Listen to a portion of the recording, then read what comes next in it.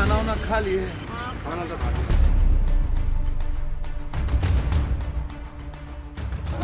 आपको ठंडक पहुंच गई यदि नीतीश जी, आपके भी परिवार और बेटा है, मेरा भी परिवार है, क्या कोरोना में आप जेल भेजना या गिरफ्तारी करना उचित थी, जिस केस का कोई औचित्य और मामला नहीं?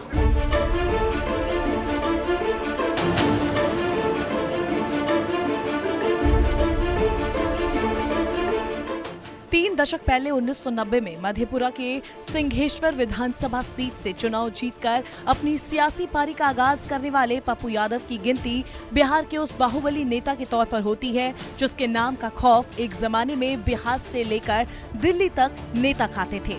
लगभग 2 दशक बाद पप्पू यादव समाज सेवा और एक ताकतवर विपक्ष की भूमिका निभा रहे हैं। इसीलिए जब बीते दिनों पप्पू यादव की गिरफ्तारी हुई तो इसके विरोध में उनके समर्थक सड़कों पर उतर आए।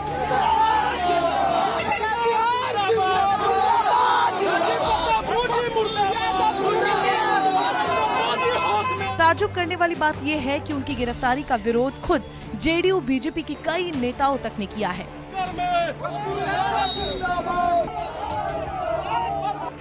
मधेपुरा के एक थाने में 1989 में अपहरण का एक मामला दर्ज हुआ था जिसमें पप्पू यादव आरोपी थे।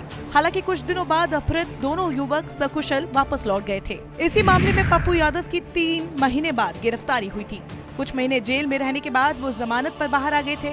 पप्पू यादव ने बेल ली हुई थी, लेकिन ये बेल टूट गई थी, जिसके बाद 22 मार्च 2021 को कोर्ट ने वारंट जारी किया था। इसी मामले में पप्पू यादव को गिरफ्तार किया गया है।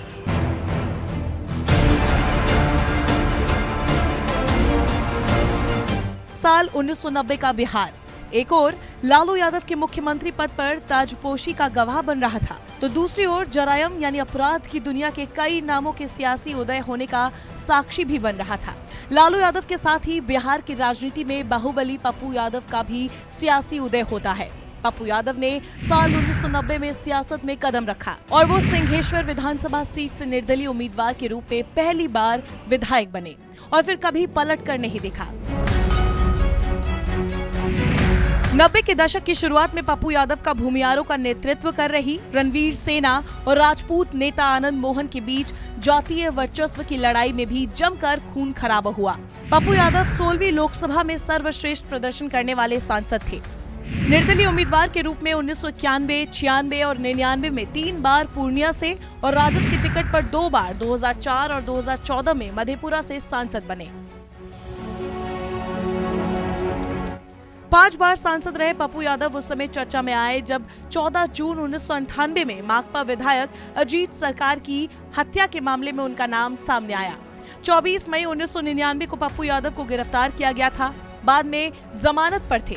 सीबीआई की विशेष अदालत ने पप्पू यादव और 2 आरोपी को 2008 में आजीवन कारावास की सजा सुनाई थी। हालांकि पटना हाईकोर्ट ने मामले में पप्पू यादव को सबूतों के अभाव में 2013 में बरी कर दिया था। बिहार के रॉबिन हुड कहे जाने वाले पप्पू यादव बिहार की जेल से लेकर तिहाड़ तक की यात्रा कर चुके हैं और पप्पू यादव पर अंकुश लगाने के लिए तिहाड़ जेल में पहली बार मोबाइल जैमर भी लगाया गया था।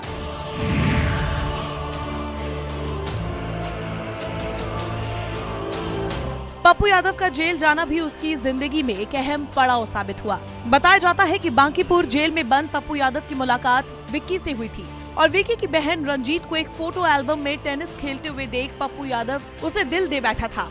जिस पप्पू यादव के नाम से पूरा बिहार थर्राता था, वो रंजीत के प्यार में ऐसा दीवाना हुआ कि नींद की गोलियां खाकर खुदकुशी की कोशिश भी की। आखिरकार कांग्रेस नेता एसएस आहलूवालिया के दखल के बाद पप्पू यादव और रंजीत 1990 में शादी के बंधन में बंध गए। पप्पू यादव ने खुद इस मामले का जिक्र अपनी आत्मकथा द्रोह काल का पथिक में भी किया है।